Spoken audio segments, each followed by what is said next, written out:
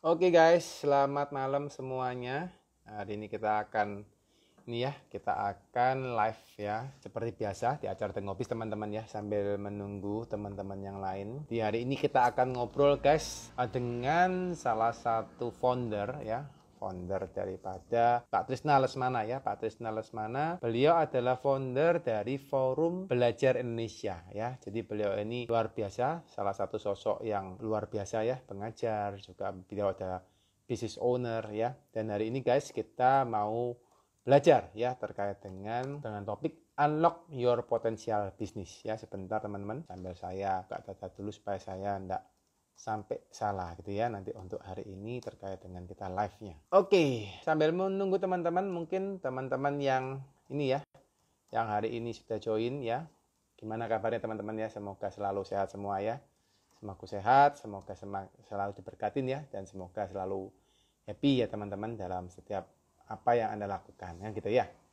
Oke, ini moderatornya hari ini udah lama nggak bawain live ya, jadi agak kagok nih ya, biasanya yang bawain Pak Rio sama Pak Lukas nih ya. Oke teman-teman, ada Pak Guspra nih ya, ada Pak Guspra, ada Pak Argah Cahaya Purnama ya, ada Kak Umanjila ya, ada siapa lagi, Kak Putra ya.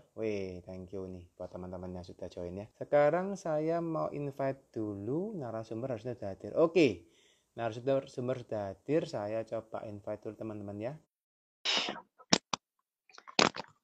Oke, selamat malam Pak Trisna. Malam, Pak Deddy. Selamat Suara saya malam jelas nggak ya ini? Pak. Jelas banget Pak. Wah, luar biasa nih Siap. Pak ya. Sudah ready nih Pak ya hari ini ya. Ready. Ready Ya, dong. siap. Siap, siap, siap. Waduh, ini Bapak ini ini Pak. Apa penjaga kesehatan ya Pak ya? Gelasnya besar banget nih. Biar nggak salah Oke, pilih. oke, oke. Ya, gaya pilih Pak ya. Oke, oke, oke, oke, oke. Pak Trisna, terima kasih Pak untuk atas kesediaannya ya ngobrol dengan Eh, kami The Consulting ya Pak, The Ngopis hari ini ya. Senang nih Pak Krisna sudah nyiapin waktu untuk sharing dengan seluruh audiens ya dari The Consulting ya. Nanti kan acara hari ini kita live di IG Pak, tapi biasanya juga akan kita publish di di YouTube ya, di YouTube kami, di YouTube saya juga biasanya juga ada, lalu juga kita masukkan ke oh, Spotify. Jadi semoga oh, bisa lebih berdampak ya. Jadi acara hari ini tidak hanya live di IG aja, tapi setelah itu kita akan posting ke media-media sosial yang lain. Gitu. mantap, Ini mantap. siap, siap, siap. Pak Trisna posisinya di mana nih Pak? Kondisinya Ini Pak? kebetulan baru nyampe rumah ini dari Bandung. Nah, Oh sekarang dari lagi di Bekasi. Bandung. Oh oke, tapi Hmm. domisili di Bekasi ya Pak? Domisili ya? Betul. Sekarang domisili di Bekasi. Kalau kampung memang di Bandung, Oh tapi Pak Deddy. akhirnya di Bandung. Yes. Oh, oh oke, oke, oke, oke, siap, siap, siap. Wah nanti kapan kalau ke Jakarta bisa ketemu nih Pak? Oh iya, harus ngopi-ngopi kita pokoknya. Ya, ya, ya. Kita ada klien juga di Bekasi Pak. Ada beberapa klien juga di Bekasi sih. Hmm, Kadang hmm, kapan hmm. hari sempat ke Bekasi di daerah apa ya, ruko-ruko apa itu yang satu lurusan panjang itu, Oh, apa namanya itu. Kita punya klien di sana, sempat kita mampir ke sana juga, cuma 2 bulanan yang lalu kalau nggak salah ke sana. oh, Daerah oke, Bekasi ya. oke. Itu. Agendain lah kita ngopi-ngopi, kita kolaborasi. Siap Pak, siap, siap. Minggu depan saya ke Jakarta Pak, minggu depan Pak. Oh, minggu depan. Oh, Ya, posisi di minggu. mana sekarang emang, Pak Deddy? Saya Surabaya Pak. Domisili Oh, Surabaya. Surabaya. Ya, Oke. tapi kita ada kantor di Intercon, Pak. Kantor di Jakarta di Intercon, Kebon Jeruk. Oh, oke, oke. Ya, nanti bisa Pak kita ngatur waktu untuk ketemuan Jakarta ya. Atau kalau Siap, pas ke siap, Bekasi siap. juga bisa nih. Mantap, mantap. Siap, siap, siap. Oke, Oh, ini thank you Pak buat hari ini ya kesempatannya untuk Pak Trisna ini berkenan untuk sharing dengan kami ya. Jadi hari ini saya yakin dan percaya kalau ngomong seperti ini udah bukan bukan hal yang sulit buat Pak Trisna nih, waduh. gitu ya. Udah katam gitu Pak ya, udah apa namanya, udah biasa gitu ya untuk menyampaikan materi ya. Cuma memang hari ini kan audiensnya heterogen ya Pak dari Hmm. media sosial ya. Cuma kami ini rutin Pak ngadakan event seperti ini Pak, meskipun mungkin kesannya itu apa ya, kuno gitu ya. Karena kan mungkin nggak semua semua orang masih mau melakukan hal seperti ini Pak ya. muda, katanya nggak zaman karena audiensnya tambah kecil gitu, artinya nggak banyak. Cuma kami merasa Pak ketika melakukan hal seperti ini, teman-teman itu di online itu banyak yang merasa terbantu Pak, gitu ya. Karena kalau mengadakan di seminar itu kan kadang mungkin tidak semua narasumber mau Pak diajak ngobrol gitu ya. Terutama kalau yang bukan speaker kan biasanya malas ya, nggak pede gitu ya, sungkan gitu ya. Nah, jadi kita gunain dengan cara ini Pak, cara yang cukup simple daripada kita ngadakan podcast ya. Kalau podcast kan kita harus datangkan narasumber ke studio kami. Ya kita pakai live seperti ini Pak dengan cara yang simple. Iya. Gitu. Jadi hari ini santai aja Pak, kita ngobrol-ngobrol santai aja Pak terkait dengan topik ya. Mungkin juga Pak Trisna bisa kasih apa wejangan atau kasih apa masukan buat teman-teman audiens ya supaya mereka bisa lebih unlock your potential business Pak. Gitu. Oke, yuk Pak, kita mulai Pak Trisna ya. Saya akan tanya, Pak Trisna silakan jawab aja. Nanti kalau saya tanya terlalu mendalam Pak, silakan Pak. Kalau memang itu konfidensial, tidak perlu dijawab, tidak apa-apa. Tapi kalau Anda rasa itu bisa dijawab, silakan Pak dijawab aja. Gitu ya. Oke. Kita mungkin mulai dulu Pak dari apa? Mungkin pengen tahu nih Pak, riwayatnya Pak Trisna nih.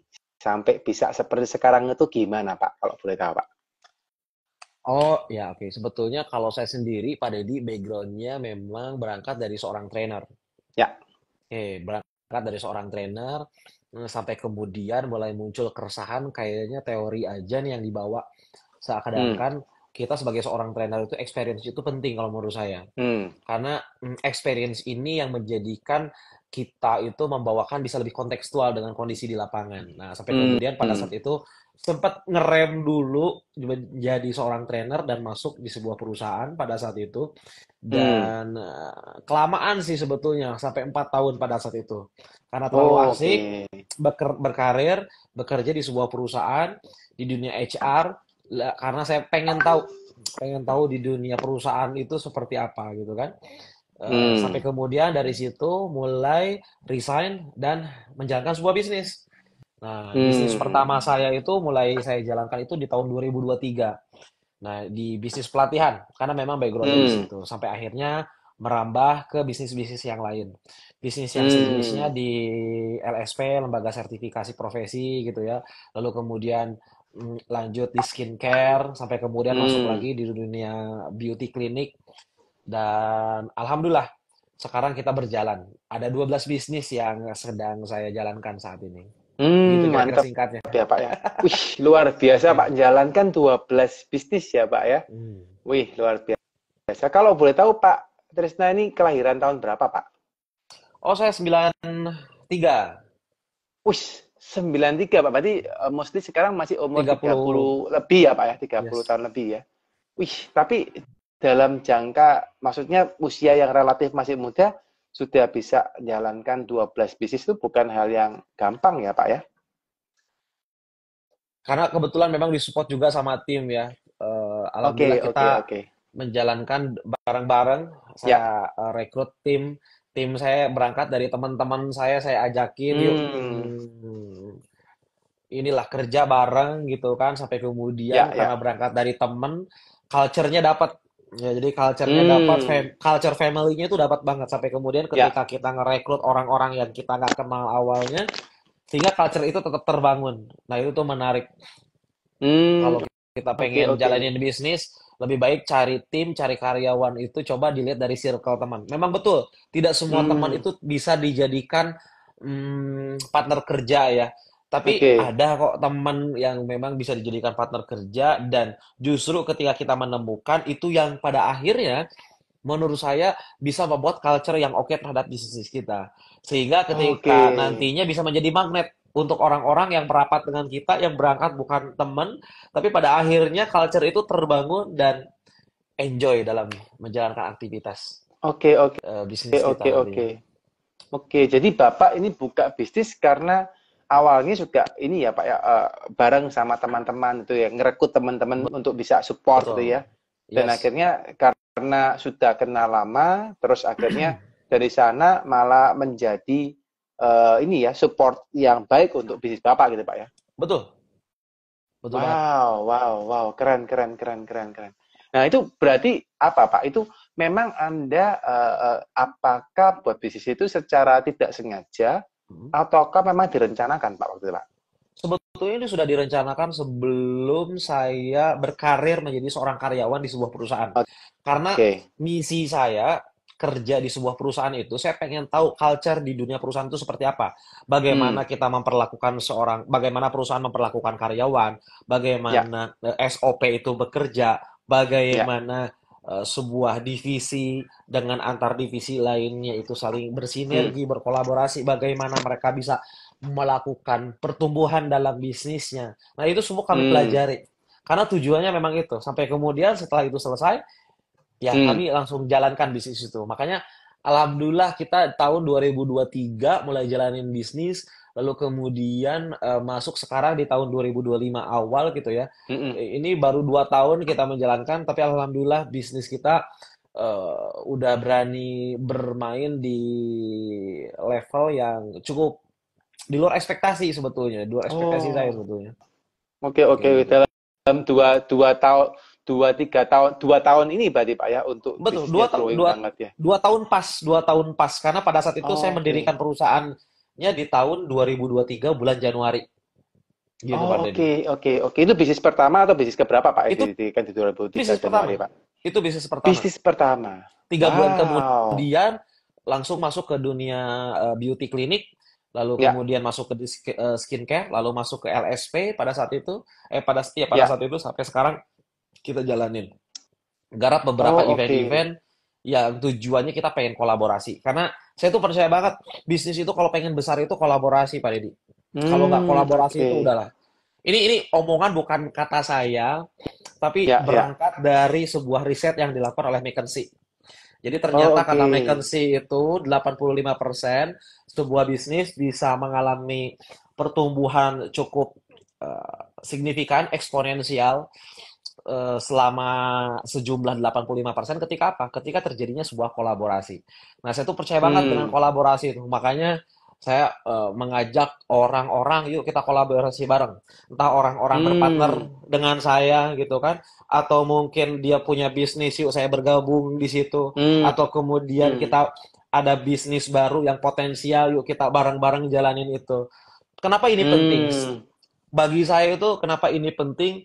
Ini saya jujur bukan sok-sokan sebetulnya Pak Deddy, karena saya tuh percaya Hmm. banget gini. Kalau seandainya kita terjadi kolaborasi dan banyak orang-orang yang terkolaborasi, maka terjadilah sebuah Hmm. circle. Ya. Circle apa itu? Circle pebisnis. Hmm. Oke. Kalau terjadinya Hmm. sebuah circle pebisnis, maka yang terjadi apa? Ekonomi akan meningkat secara makro. Hmm. Apa dampak ketika ekonomi meningkat secara makro? Maka daya beli akan Hmm. naik. Oke, apa yang Hmm. terjadi ketika daya beli itu naik? Maka yang terjadi bisnis kita akan ikut naik juga karena daya belinya naik. Hmm. Bayangkan kalau daya belinya rendah, kita jual apa? Susah laku karena daya belinya Hmm. rendah. Makanya itu yang membuat saya itu bukan sok mulia, tapi sebetulnya itu adalah ego. Ego bisnis saya Hmm. pengen bertumbuh. Ya, syarat untuk bertumbuh apa? Ekonominya harus dinaikin dulu secara makro, biar daya belinya tinggi. Hmm.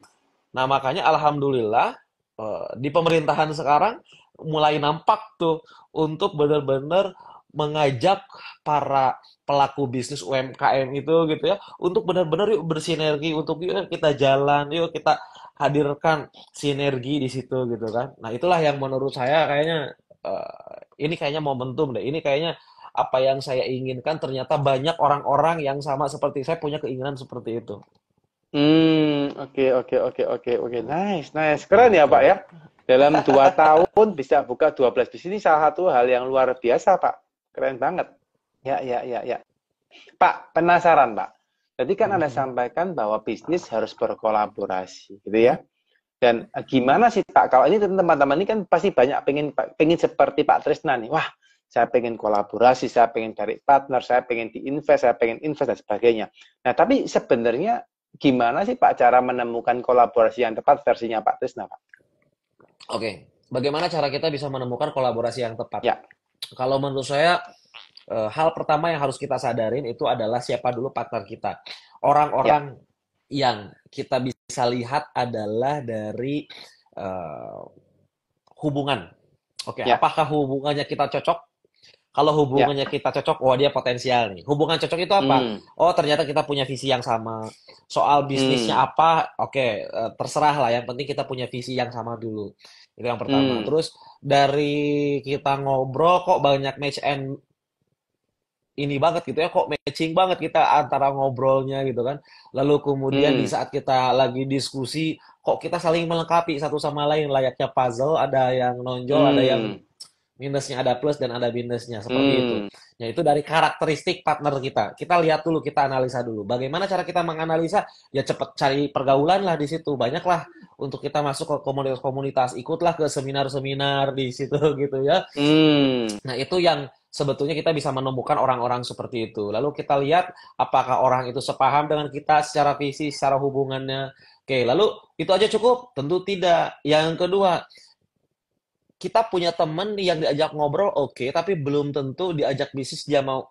Tentu yang Benar, kedua, yuk kita ajak. benar. Mau nggak dia bisnis bareng sama kita gitu ya? Soal bisnisnya Hmm, apa, nanti kita bahas. Nah, itu yang kedua. hmm, Yang ketiga, nah ini yang menurut saya penting banget. Yang ketiga itu adalah orang yang benar-benar mau komitmen. Nah, komitmen hmm, ini indikatornya bagi saya itu simple. Simpelnya apa? Simpelnya adalah ketika kita sebelum memulai bisnis, sebelum memulai kolaborasi, buat sebuah frame.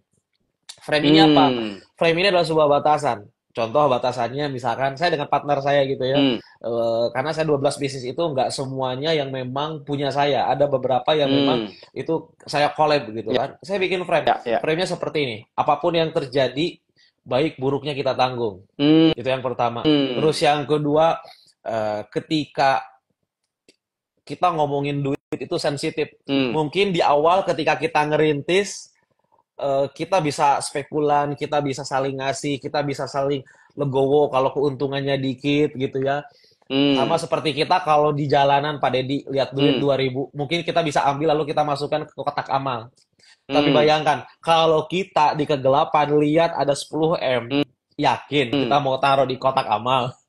hmm, Nah, itu juga sama yang terjadi terhadap bisnis. Sekarang kita baru mulai nih. hmm, Kalau untungnya baru 2.000, 5.000 gitu ya, atau mungkin kurang, kadang kita yang siap untuk spekulan.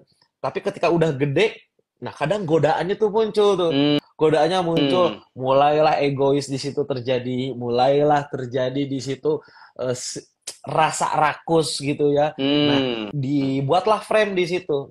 Pokoknya apapun yang terjadi, ketika kecil kita nggak boleh nyerah, ketika besar jangan sampai kita putus di situ. Karena ngomongin duit hmm, menurut saya itu sensitif. Oke, jadi yang ketiga itu adalah hmm, komitmen dalam bentuk frame di awal. Dan saya selalu melakukan seperti itu dalam kolaborasi saya. Karena saya untuk hmm. mengamankan. Gitu, Pak Ya, Deddy. ya, ya, ya. Wow, wow, wow. Keren ya, Pak. Jadi, Bapak sering akhirnya dari sana Bapak menemukan partner-partner itu dari komunitas-komunitas gitu ya. Yes. Ketemu dengan apa namanya orang-orang yang pas, cocok gitu ya, Pak. Akhirnya diajak, "Oke, yuk Hmm. kita kerja bareng yuk." Oke, mau. Cocok enggak tapi nyambung enggak ini ya? Kalau udah oke, Ya, baru eksekusi begitu, Pak ya. betul. Oke, oke, oke. Pak, kalau misal Pak, ini kan kalau saya lihat dari apa karakter Bapak ini kan Bapak ini orang yang people oriented Pak ya, yang lebih ke arah apa ekstrovert gitu ya, lebih Hmm. senang ketemu orang gitu mungkin ya Pak. Nah Pak, kalau seandainya Pak ada teman-teman pengusaha ini yang tipikalnya sukanya mikir Pak gitu ya, melankolis gitu Pak ya, nggak Uh-huh. suka ngomong itu gimana Pak mereka untuk cari kolaborasi kira-kira? Cara yang paling mudah menurut Pak Trisna? Oke, nah itulah yang tadi sempat saya bahas bahwa kadang manusia itu sama seperti puzzle ya, ada Mm-mm. kelebihan dan kekurangan masing-masing. Ya. Nah, tugas kita itu adalah fokus pada kelebihan kita. Jangan Hmm. kemudian karena kita introvert itu menjadikan sebuah excuse untuk kita tidak bertumbuh, untuk kita Hmm. tidak berbisnis gitu ya. Sama seperti ekstrovert. Jangan kemudian karena kita ekstrovert, introvert disalahkan atau introvert, wah enak ya kalau ekstrovert dia temannya Hmm. banyak gitu kan. Nah, menurut saya teman banyak atau dikit itu bagi saya itu bukan soal ekstrovert atau introvert, soal kemauan Hmm. atau enggak gitu ya. Banyak Hmm. teman-teman saya yang memang dia adalah seorang introvert, tapi justru temannya lebih banyak. Bahkan ada orang Hmm. ekstrovert yang kebetulan karena dia malas, dia nggak mau bergaul, dia nggak mau Hmm. melakukan hal-hal yang baru, sehingga yang terjadi apa? Yang terjadi ya teman gitu-gitu aja gitu loh. Nah, Hmm. jadi Hmm. ngomongin teman banyak ngomongin teman dikit itu tidak menjadi alasan untuk kita tidak jadi pebisnis. Jangan-jangan orang Hmm. ekstrovert temennya banyak tapi tidak ada satupun yang mau diajak berbisnis. Kenapa? Karena dia salah masuk ke dalam sebuah circle. Justru kadang-kadang orang introvert dia karena lebih melankolis, dia lebih Hmm. pemikir, kalau tujuannya dia pengen bisnis, dia tahu dia harus masuk ke dalam circle kemana. Hmm. Sehingga disitulah dia Hmm. bisa lebih tajam tuh. Mungkin temannya sedikit, tapi lebih banyak berkualitas. Jadi kan sebetulnya bisa Oke. dibalik-balik seperti itu. Ya, Bukan jadi ya, sebuah ya. alasan kalau menurut saya itu. Berarti tidak ada alasan Pak, orang ekstrovert, Ya, introvert ya tergantung Anda sendiri kan gitu kan. Mau nggak gitu ya, betul. memaksa dirinya untuk bertemu dengan banyak orang gitu ya Pak ya. Oke. Oke, oke, oke. Mantap, mantap. Pak, pengalaman pertama tadi yang Bapak di 2023 Pak kalau nggak salah ya, di awal ya. Hmm. Itu kan buka bisnis yang pertama kali ya Pak Ya, ya. Nah, itu apa Pak pengalaman pertama kali buka bisnis yang bisa di-sharing ke teman-teman kira-kira Pak? oke. Pengalamannya pada saat itu saya ingin eh, melakukan hal yang sama seperti Goliat terhadap Daud. Jadi Ya, cerita Daud dan ya. Goliat itu seorang raksasa yang punya kekuatan besar tapi pada akhirnya kalah hanya menggunakan ketapel yang dilakukan Mm, oleh seorang yang ukurannya lebih kecil. ya. Jadi dan ini seringkali orang-orang menceritakan hal ini dan awalnya saya merasa tidak percaya bahwa benar nggak sih bahwa yang besar itu bisa dikalahkan orang kecil gitu ya. Mm, Bener gak sih pemain besar itu bisa dikalahkan oleh pemain kecil? Namun mm, nyatanya, menurut saya melihat dari berbagai pengalaman, dari berbagai eh, apa ya literatur yang saya baca gitu kan, mm, pengalaman-pengalaman orang hebat yang saya baca, ternyata di era sekarang itu banyak hal kecil, pemain kecil bisa mengalahkan pemain besar. Dengan mm, apa itu? Dengan inovasi. Dengan apa itu? mm, Dengan kegigihan. Karena terkadang pemain besar punya kelemahan. Punya kelemahannya bisa jadi dia jumawa gitu ya. mm, Meskipun nggak mm, semuanya. Makanya mereka masih tetap bisa bertumbuh. Yang kedua, mm, mungkin mereka karena terlalu banyak timnya sehingga timnya udah mulai nggak solid. Nah, bisa jadi mm, seperti itu. Terus yang ketiga, gairahnya karena sudah lama jalanin bisnisnya tidak sebesar orang yang baru bermain si pemain kecil. Jadi di situ ada mm, peluang untuk pemain kecil bisa mengambil kelemahan-kelemahan itu menjadi kekuatan bagi si pemain kecil di sini. mm, Pada akhirnya dia bisa memenangkan persaingan. Jujur bisnis saya salah satu produknya adalah training of trainer. mm, Jadi training of trainer ini sebuah pelatihan sertifikasi BNSP gitu ya mm, untuk orang-orang yang mau disertifikasi mm, sebagai seorang trainer dan mm, orang-orang yang mau belajar bagaimana menjadi seorang trainer yang memang mengacu pada standar. Nah, sampai mm, kemudian pada saat itu saya ngelihat, waduh pemainnya banyak. Yang selanjutnya mm, banyak pemain-pemain besar. Bagaimana saya bisa bermain di permainan itu? Maka saya melakukan mm, disruption. Maka pada saat itu saya melakukan permainan yang berbeda. Saya nggak boleh bermain dengan permainan yang sama karena mereka sudah jago, mereka sudah kuat, mereka sudah besar. Maka saya harus bermain dengan permainan yang berbeda. Saya melihat pada saat itu orang-orang pada umumnya kalau bikin pelatihan training of trainer dari BNSP Certification ini cenderung lebih formal. mm, Trainer berlatar belakang yang sudah berumur dan mereka secara predikatnya udah panjang banget, biasanya profesor, mm, doktor gitu ya, mm, minimal mm, S2 lah gitu kan. Sedangkan saya, siapa saya gitu kan, pemain baru gitu ya, dan kalau saya mau ngikutin mereka, jejaknya waktunya cukup lama. mm, Perlu nambah umur, perlu nambah pengetahuan, perlu kuliah lagi dan lain sebagainya. Maka saya nggak mm, bermain di permainan yang sama. Karena kalau saya pun ngikutin sampai kemudian saya bisa seperti mereka, belum tentu saya memenangkan persaingan. Sampai akhirnya saya mm, coba untuk memikirkan permainan yang berbeda.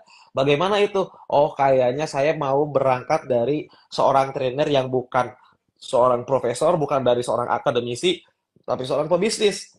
Bagaimana seorang mm, pebisnis menjadi seorang trainer dan mengambil marketnya, market pebisnis gitu ya, maka saya rubah semuanya. Strukturnya saya rubah, mm, secara visual saya rubah. Dimulai dari outfit saya pakai blazer, pakai tapi pakainya informal. Kadang saya mm, nggak pakai blazer tapi yang berkerah tapi konsepnya informal. Lalu saya hadirkan nuansa fun, divideokan, divisualisasikan bahwa nuansanya seolah-olah ini fun banget, tidak menyeluruhkan banget gitu ya. Terus ini kita ngomongin ada mm, bisnis dan sebagainya. Nah, inilah di mana seorang pemain kecil seperti saya yang lagi berusaha untuk ingin mengalahkan sang raksasa mm, dengan permainan yang mm. berbeda.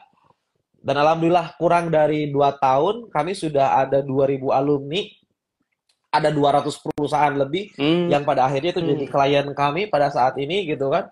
Dan kami tidak bermain dengan perang harga.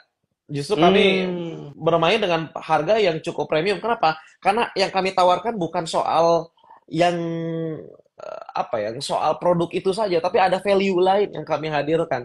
Dan itu yang menurut kami Hmm. layak untuk bisa dinikmati oleh audiens kami nantinya. Dan terbukti pada akhirnya kami bisa mencetak itu. Gitu kira-kira Pak Deddy. Wow, keren, keren, keren. Padahal hitungannya Anda masih baru masuk di bidang itu, tapi dapat sampai 2000 alumni itu bukan hal Yes. yang kecil ya Pak ya di bidang untuk sertifikasi ya. Oke, Yes.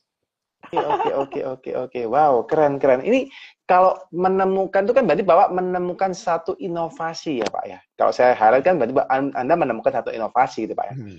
Nah, ini gimana Pak? Cara menemukannya apakah dari Anda berpikir atau dapat info atau seperti apa Pak menemukan hal seperti tadi Pak?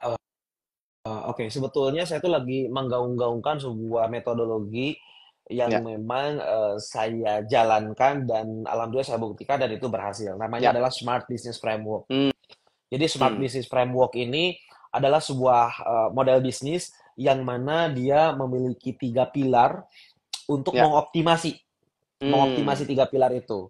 Yang optimasi dia pertama itu apa? Market. Yang hmm, kedua adalah produk, yang ketiga adalah channel. Jadi rumus kalau kita mau jalanin bisnis, fokusnya pada produk yang pengen laris, maka syaratnya cuma hmm, 3 kalau dalam Smart Business Framework. Yang pertama dia harus jelas secara market, yang kedua dia harus jelas secara produk, yang ketiga dia harus jelas secara channel. Oke, kalau hmm, saya bahas singkatnya, market itu adalah siapa yang mau kita tuju. hmm, Anggaplah seperti kita kalau mau mancing hmm, gitu ya, kita umpannya kecil. Kalau umpannya kecil, kita jangan berpikir pengen semua ikan yang ada di laut bisa kita ambil gitu. Karena hmm, paus itu bukan menjadi pilihan pada akhirnya. Kenapa bukan jadi pilihan? hmm, Karena umpannya kecil gitu loh. hmm. Jadi kalau kita punya umpannya kecil, ya carilah ikan-ikan yang akan melahap di Sesuai. yang sesuai, kira-kira Benar. kayak gitu. Nah, kira-kira kita tentukan dulu marketnya apa. Buat dulu kolamnya di laut tersebut yang kayaknya itu spesifik untuk nanti kita ambil. Jangan semuanya dulu. Yang kedua adalah produk. Produk di sini Hmm, adalah saya percaya bahwa produk yang bagus itu adalah ketika dia punya value proposition. Apa hmm, itu value hmm, proposition? Value proposition itu adalah sesuatu yang kalau orang terima, dia akan merasa butuh, dia akan benar-benar cari, dia punya gengsi di situ, dia merasa itu berharga. Dan hmm, untuk menghadirkan hmm, produk seperti itu bagi saya bukan berarti produknya yang harus diutak-atik. Maksudnya di sini hmm, apa? Produk secara realitasnya. Misalkan produknya adalah sorry, rokok misalkan. Bukan berarti hmm, rokoknya yang kita utak-atik gitu ya, entah itu komposisi dan sebagainya. Bisa jadi seperti itu. Tapi bisa jadi kalau dengan cara seperti itu bisa mahal dalam proses hmm, produksinya. Oke. hmm, Tapi maksud saya itu apa? Secara positioningnya yang kita utak-atik. Positioning itu hmm, apa? Positioning itu adalah terkait ini mau dipersepsikan sebagai apa. Karena saya percaya banget orang itu memilih produk berdasarkan persepsi dia, bukan benar, berdasarkan produknya. benar. Kayak gitu. Nah, jadi kalau produk itu dipersepsikan punya gengsi dan saya butuh gengsi itu, maka kita akan beli.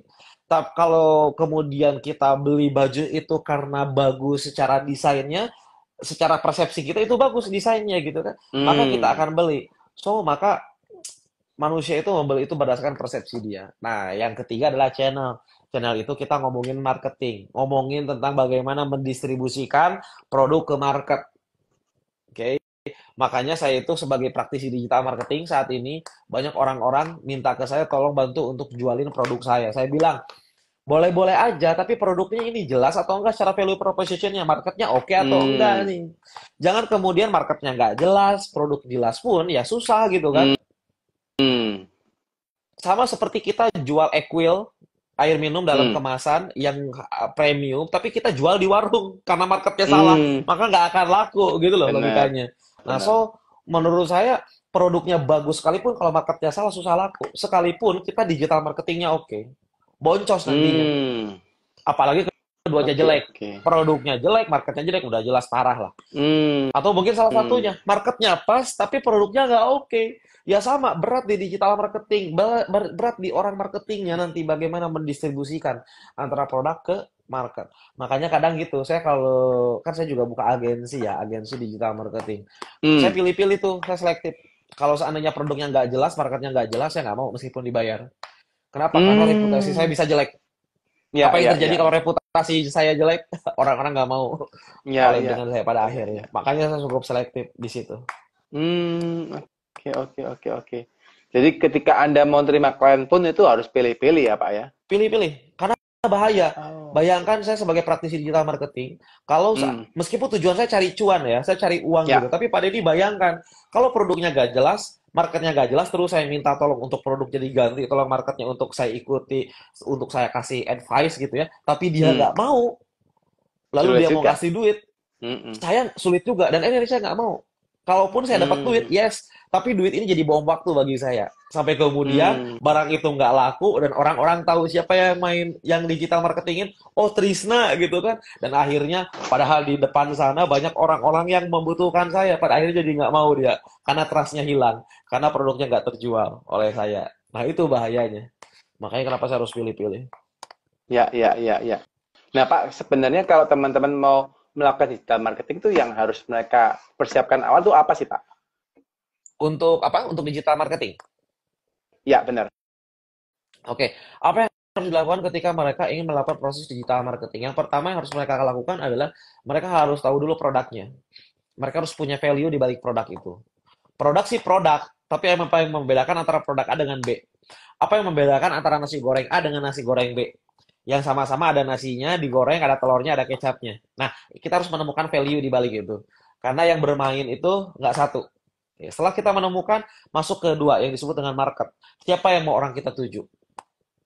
Harus jelas di situ. Kita harus sadarin orang yang mau kita tuju itu ada berapa pemain. Kita sudah menentukan kolamnya, kita harus sadar. Kita nggak memancing sendirian di kolam itu. Banyak pemancing-pemancing yang lain. Bagaimana mereka cara bermain? Bagaimana kita bisa menemukan di situ polanya di sana, patternnya di mana kayak gitu. Oke, baru setelah di situ baru nentuin digital marketing. Nah, digital marketing kita mulai, wah banyak lebih ke teknis. Digital marketing itu kan kita konsep dari marketing dulu deh sebelum masuk ke digital marketing. Marketing itu kan funnelingnya dimulai dari awareness. Ada awareness, interest, terus masuk lagi interaction. Setelah interaction masuk ke transaction, udah transaction advokasi. Oke, kita tentukan dulu berada di level mana produk kita di benak market. Kalau market kita itu nggak tahu sedikit pun tentang produk ini, bahwa produk itu adalah misalkan kita jualan deodoran, tapi dari kemasannya, dari tampilannya, kita tidak mengindikasikan itu seperti deodoran. Maka ketika kita mau ngiklan, harus berangkat dari awareness. Kenapa? Karena customer tidak menyadari kalau itu ternyata deodoran. Gitu loh. Produk itu tidak disadarin keberadaannya. Maka harus berangkat dari awareness dulu. Kayak awareness-nya udah cukup, masuk kemudian ke interest. Interest ini adalah ketertarikan. Hadirkanlah sebuah value di situ. Setelah masuk ke value, masuklah ke interaction. Bagaimana agar produk kita bisa menghasilkan sebuah interaction? Viral lah ceritanya, Hmm. engagement-nya kuat lah di Hmm. situ. Nah, udah beres kayak gitu dari interaction, mulailah di follow up sama sales, masuklah terjadi sebuah transaksi. Oke, setelah Hmm. transaksi apa? Level tertinggi adalah advokasi. Advokasi itu orang ngebelain produk kita, bukan hanya sekedar repeat order. Artinya dia ikut promosiin gitu ya. Kayak Apple gitu. Kalau kita punya Hmm. iPhone gitu ya, kita di depan cermin kita foto, terus di situ ada logo Hmm. corporate brandnya, Apple-nya, dengan berasa bangganya seperti itu tanpa diberikan royalti oleh Apple-nya gitu kan. Nah, itu yang disebut dengan advokasi. Nah, itulah konsep funneling dalam marketing. Terus kenapa saya menggeser dari marketing ke digital marketing? Yalah jelas, kenapa saya nggak mau bermain di marketing? Bukan berarti di marketing nggak ada pasarnya, ada di marketing konvensional ada pasarnya. Cuman kan itu hidup adalah pilihan.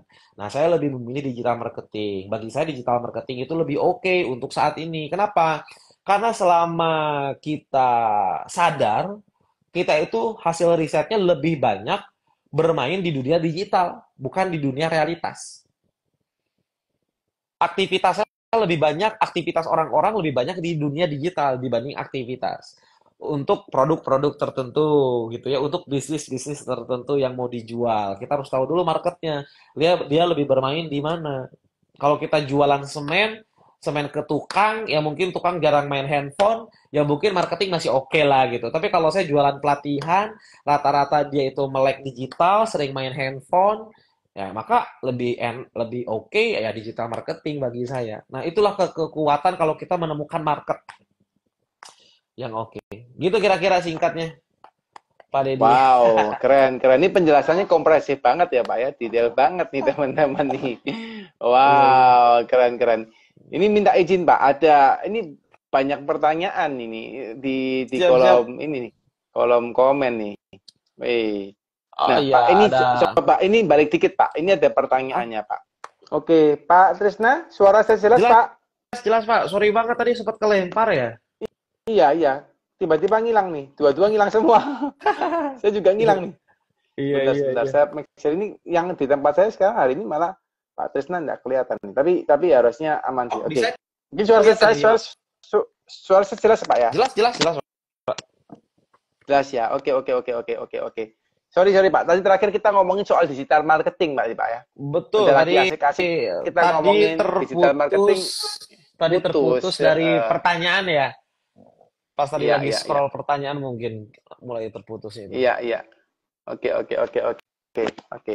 Oke, jadi kita terakhir sampai digital marketing, Pak. Terus Bapak sampaikan bahwa sekarang Bapak lebih banyak ini ya, lebih banyak fight di digital marketing karena kondisinya lebih ke arah ini ya, lebih gampang scale up dan datanya lebih mudah seperti itu, Pak ya, untuk mencari datanya ya. Betul. Benar seperti itu ya, Pak? Pak Trisna Yes, ya. betul. Oke, oke, oke, oke, oke, oke. Nah, Pak, penasaran, Pak. Berarti kalau seperti Bapak sampaikan tadi, berarti semua bisnis Bapak itu pasti masuk ke dalam ranahnya digital marketing ya, berarti Pak ya? Jelas, semuanya saya menggunakan konsep digital marketing. Ya, lebih tepatnya gini, semuanya saya menggunakan konsep Smart Business Framework, di mana Ya. produknya saya urusin, di mana marketnya saya urusin, di mana channelnya saya urusin. Channel itu digital marketingnya ya. Jadi ketiga itu yang Hmm. saya kuatin. Dan itu yang kemudian saya merasa terjadi sebuah percepatan. Karena Hmm. percepatannya saya implementasikan sebuah konsep yang disebut dengan Smart Business Framework. Hmm. Oke, oke, oke, oke, oke.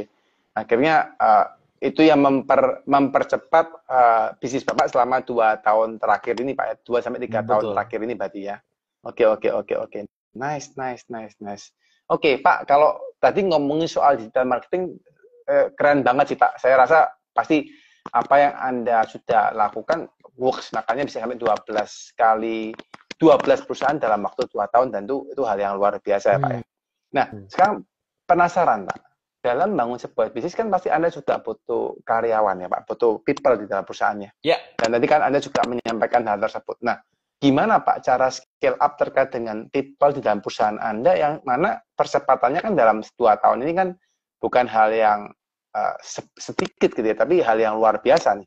Itu seperti apa Pak kira-kira Pak? oke. Hmm, Sebetulnya ketika saya menjalani bisnis itu pertama kali tim saya itu cuma 2 orang. 2 orang itu adalah Hmm, saya dengan 1 orang partner gitu ya. ya, Satu ya, orang karyawan lah, 1 orang karyawan saya. ya. Jadi berangkat dari 2 orang. Alhamdulillah sampai saat ini tim saya udah ada sekitar 65 orang. Jadi ada Hmm, 65 orang. Dan apa yang saya lakukan sampai kemudian ini bisa banyak karena kita melakukan bertahap. Banyak orang-orang hmm, ketika menjalankan bisnis, biasanya gini, orang-orang kalau latar belakangnya dia adalah sebagai seorang karyawan, dia hmm, bercermin memotret perusahaannya. Ternyata kalau hmm, jalanin bisnis itu karyawannya harus segini ya, harus ada orang ini, orang itu, orang ini, orang itu hmm, gitu ya. Padahal ketika kita baru menjalankan bisnis, kita tidak perlu banyak tim. hmm, Kita jalan dulu sedikit demi sedikit. Nanti akan hmm, ngerasain. hmm, Contoh, kita awalnya punya satu produk dijalankan oleh satu sales. hmm, Terus nambah 2 produk hmm, masih dijalankan oleh satu sales. Terus hmm, ketika ada 3 produk, satu sales ini mulai kewalahan. Ya udah kita mulai ngerekrut nambah 3 orang. Tiga hmm, orang ini yang orang pertama jadi leadernya, hmm, orang yang kedua untuk produk satu, orang ketiga untuk produk yang kedua, orang ketiga, orang keempat untuk produk yang ketiga. hmm, Nah, mulai nanti hmm, nambah lagi gitu kan sampai kemudian oh kita desain untuk apa? Untuk sosial media. Oh, nanti ngedesain awalnya dia foto dan video apa gambar dan video sama dia. Sampai kemudian mulai dipersempit. Oh, kayaknya kalau gambar oleh ini. Kenapa? Karena bisnis kita banyak. Sehingga butuh tuh desain yang Hmm. fokusnya gambar-gambar aja, yang video-video aja kayak gitu. Jadi menambahnya itu sesuai kebutuhan, bukan sesuai kegayaan gitu loh. Jadi kita bukan Hmm. gaya, tapi kita ngomongin tentang karena lagi butuh, maka kita tambah. Dan jangan pelit Hmm. juga untuk nambah. Seringkali orang-orang ngerasa, ah udah cukup lah gitu dulu, efisien lah gitu kan. Hmm. Ngapain sih nambah lagi, ngapain sih nambah lagi, buang-buang duit gitu ya. Mending kasih insentif Hmm. orang itu. Bagi saya enggak, insentif gitu ya. Kalau nambah orang. Karena kalau satu orang, Hmm. dia punya batasannya. Hmm. Maksimalnya 5 pekerjaan, 5 task list. Dikasih 10 task list, dikasih uang lembur. Mungkin nampak efisien secara cost. Tapi secara Hmm. kinerja, meskipun dia asik, meskipun dia oke, dia bisa jadi performanya nggak oke. Hmm. Jadi Hmm. jangan kemudian kita sebagai seorang pebisnis melek di situ tuh. Nggak apa-apa, tambah-tambah aja. Percaya deh, kita nambah orang bisa jadi faktor kali. Bisa ROAS-nya sampai 10 kali nantinya. Bisa terjadi seperti itu. Hmm. Nah, makanya banyak para pebisnis, mereka itu levelnya segitu-segitu aja gitu Pak Deddy. Bagi Hmm. saya itu kayaknya Hmm. satu deh. Dia itu adalah orang-orang yang pengen eh, yang punya mindset gila. Gua sekarang dapat omset segini nih. Let's say Hmm. katakanlah omsetnya dalam sebulan 50 juta nih Hmm. dan mampu oleh saya sendiri gitu ya, oleh saya seorang gitu. Kalau saya nambah Hmm. tim dan tim saya kasih gaji 5 juta misalkan, berarti cuma Hmm. 45 juta dong omsetnya kalau kayak Hmm. gitu. Ah, mending sendiri aja gitu.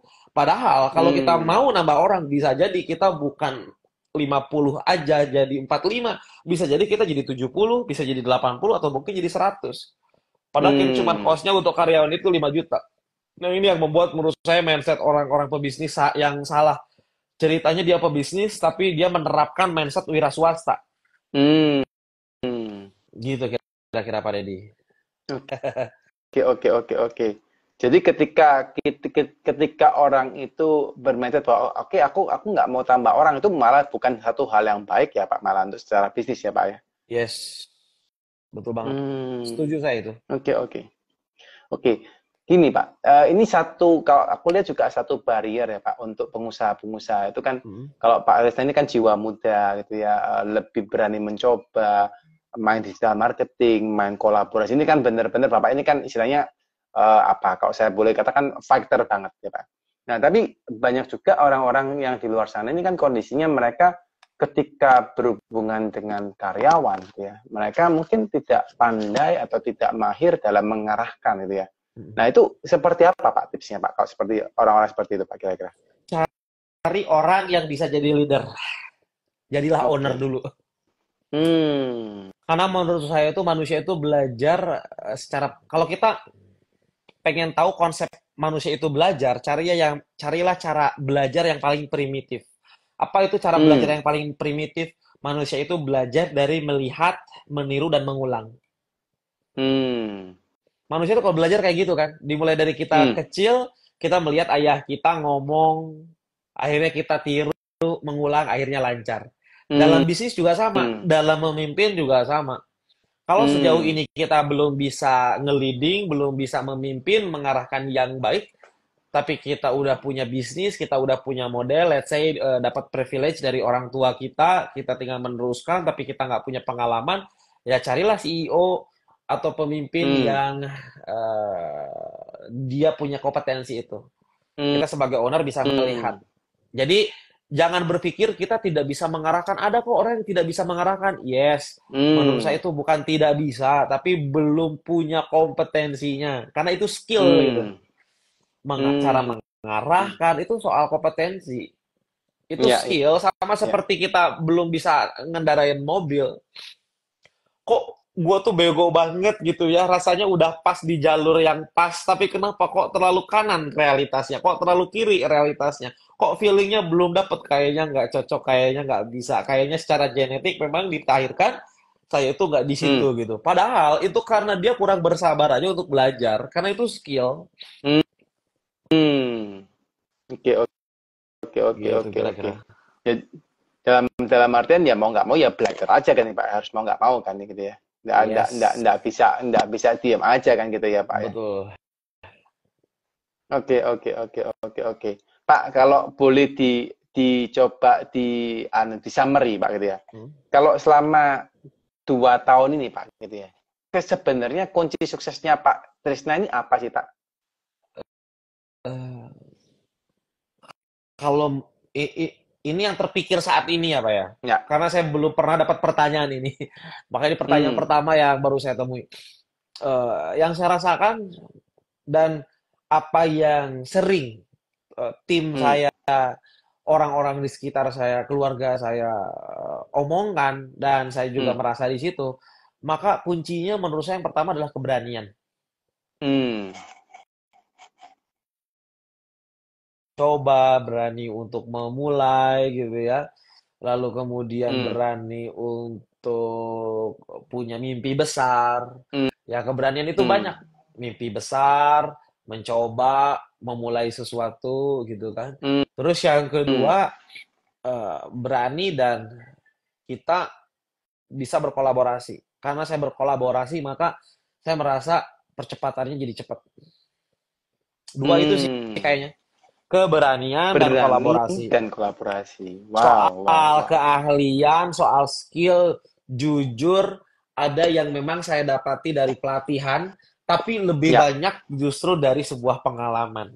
Ingat, Hmm. pengalaman tuh bener-bener ngajarin kita. Pengalaman Hmm. itu bener-bener memberikan peta bagi kita untuk berjalan itu harus kemana yang paling tepat. Ternyata salah, Hmm. karena kita punya keberanian, punya resiliensi, akhirnya kita menemukan jalan yang lain dan ada keberhasilan, ada celah di situ. Maka dua sih, kayaknya nggak ada yang mewakili selain itu. Karena Hmm. kompetensi dan sebagainya Hmm. itu ngikutin. Berani dan kolaborasi, kuncinya itu. Berani dan kolaborasi Pak. Jadi mau nggak mau sebagai business owner, sebagai calon pengusaha, teman-teman harus berani gitu Pak ya Iya, untuk memulai kan gitu ya.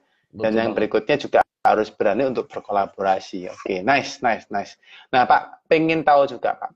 Bapak tadi punya 12 bisnis ya Pak ya. Itu kan tadi Anda juga sampaikan bahwa Anda berkolaborasi dan mencari partner dari komunitas, ya, kecocokan dan sebagainya. Nah, itu kalau boleh diceritakan Pak gitu ya, dalam menemukan 12 partner itu apakah dengan cara yang mudah atau gimana Pak? Apa ada jatuh bangunnya ketika menemukan partner itu atau bahkan ada partner yang nggak cocok dalam perjalanan Pak? Sebetulnya partner saya sekarang itu ada sekitar 4 orang, Pak, dari Empat 12 bisnis yang saya orang. jalankan. Betul. Ada yang Mm-mm. memang bisnis saya itu berpartner dengan saya, dengan orang itu berdua dalam satu bisnis. Ada yang memang kebetulan dalam satu bisnis itu cuman saya sendiri gitu ya. Mm. Jadi kira-kira seperti itu. Ya pokoknya paling banyak itu saya berkolaborasi itu adalah dengan satu orang. Saya dengan dia misalkan, A dengan B.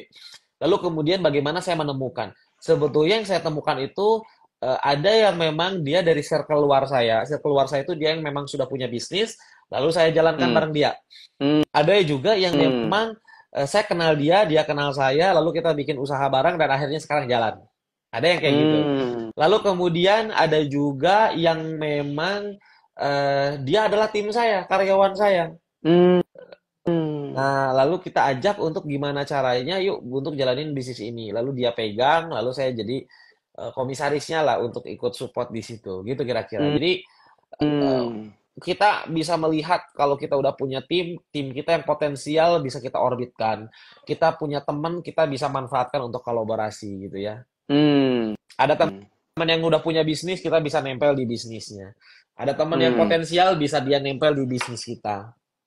Karena kita punya prinsip kan, prinsipnya puzzle, Pak. Prinsip puzzle itu Mm. kita harus sadar kita punya kelebihan dan kekurangannya masing-masing. Disitulah letak Mm. kolaborasi diperlukan. Oke. Hmm, Jadi kalau gitu. dengan kata ini berarti Bapak selama 2 tahun berbisnis semua partnershipnya semuanya lancar-lancar ya Pak ya berarti Pak ya? Ya, alhamdulillah sampai saat ini lancar-lancar aja sih, Pak. Hmm,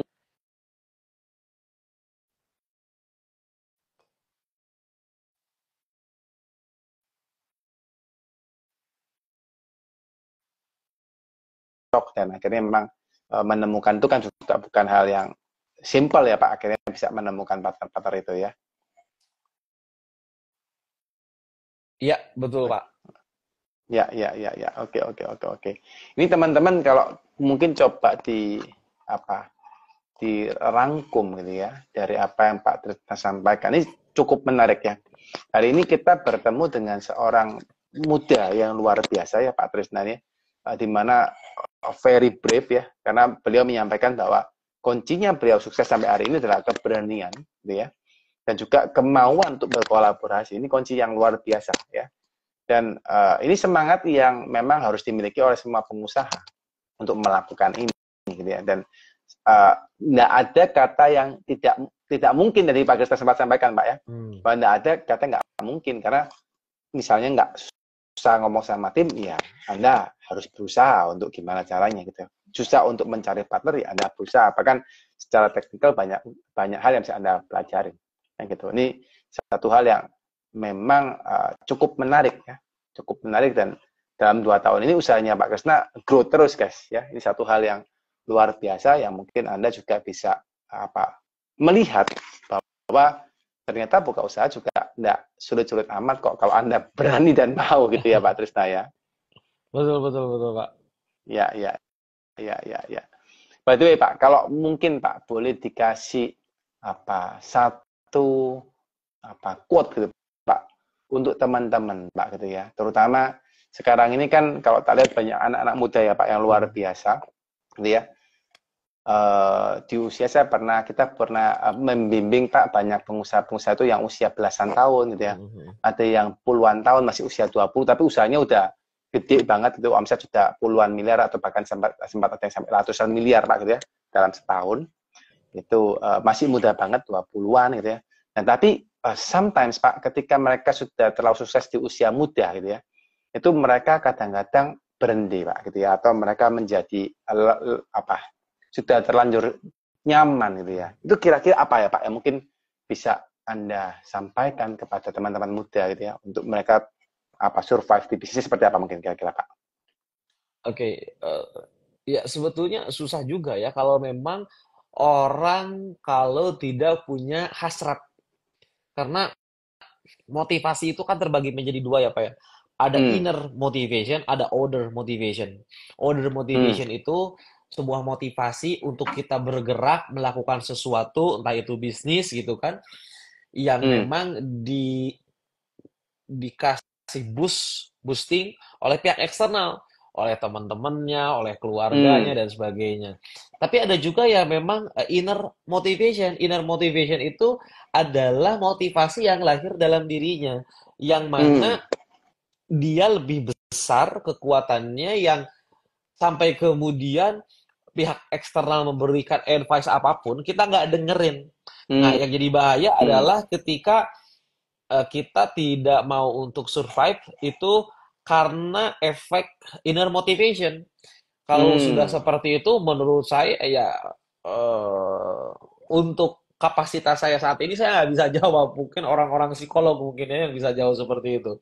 Tapi hmm, ketika ini karena faktor other motivation, karena dia mungkin pernah gagal, karena mungkin dia pernah dicelah oleh orang, sehingga dia hmm, nggak mau mulai bisnis. Kalau udah punya bisnis, dia bangkrut, dia nggak mau jalanin lagi kapok. Maka ini disebut dengan other hmm, motivation.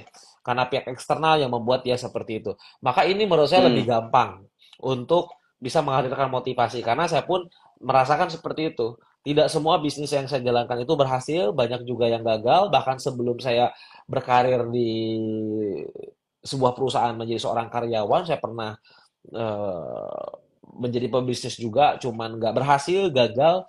Tapi pada akhirnya saya tidak hmm, memikirkan untuk berhenti. Saya menjadi hmm, karyawan itu bukan menjadikan diri saya karena memang, oh kayaknya saya pengen jadi karyawan karena memang visi saya di situ. Karena memang hmm, mungkin genetik saya di situ. Saya nggak berpikir seperti itu. Saya hmm, pengen, tapi saya pengen bukan rehat ya. Pengen hmm, belajar dulu. Saya percaya kadang kita perlu mundur sedikit untuk kita pada akhirnya bisa melompat lebih jauh. Ketika saya hmm, berbisnis, pada saat itu gagal berkali-kali, kayaknya mungkin saya perlu mundur sedikit. Mundur hmm, sedikit ini adalah belajar yang memang bukan hanya belajar secara teori doang, tapi saya ngalamin, saya tahu realitasnya seperti apa. Dan ternyata alhamdulillah Pak Deddy, Dari Hmm. pengalaman itu akhirnya saya punya gairah lebih besar, saya punya cara yang lebih baru untuk bagaimana saya bisa melompat lebih jauh pada Hmm. akhirnya. Gitu sih kira-kira. Hmm.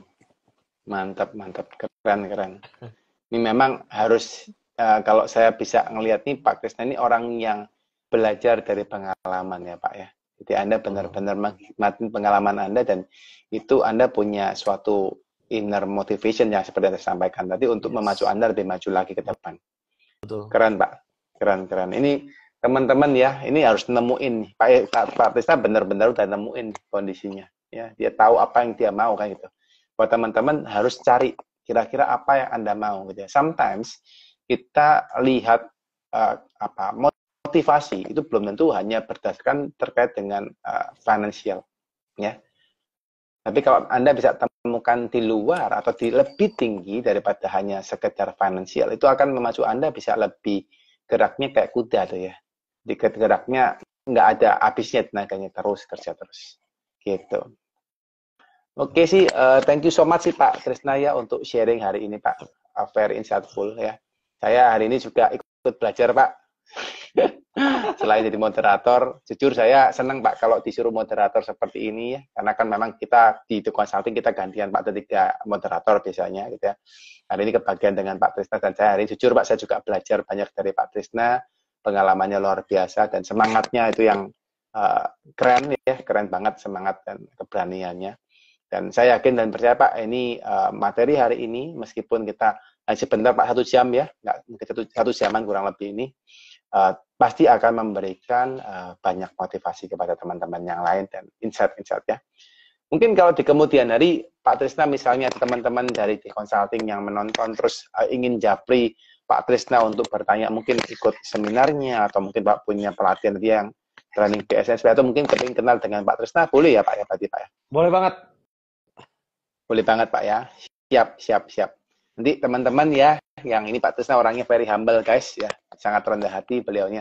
Teman-teman kalau seandainya pengen belajar, pengen japri Pak Trisna ya, langsung guys ya, langsung follow IG-nya Pak Trisna ya. Namanya Trisna Lesmana ya Pak ya. Trisna Betul. Lesmana, Trisna underscore Lesmana 22. Bener ya Pak ya? Betul. Thank Bener you, ya. Jadi Anda bisa Pak ketik Deddy. namanya Pak Trisna, langsung aja di follow guys ya, di follow dan DM guys kalau memang diperlukan ya, tapi jangan spam ya. Kalau spam sama beliau ini followernya udah banyak guys ya, nggak dibaca apa DM-nya yang baik-baik lah gitu ya. Gitu ya Pak Trisna ya. Siap, siap, siap, siap. Oke, thank you so much Pak buat hari ini Pak, very appreciate Pak untuk hari ini. Semoga Pak Trisna bisnisnya tambah sukses Pak, tambah diberkatin, sehat selalu dan tambah semakin berbahagia Pak, bisnis dan Amin. keluarganya.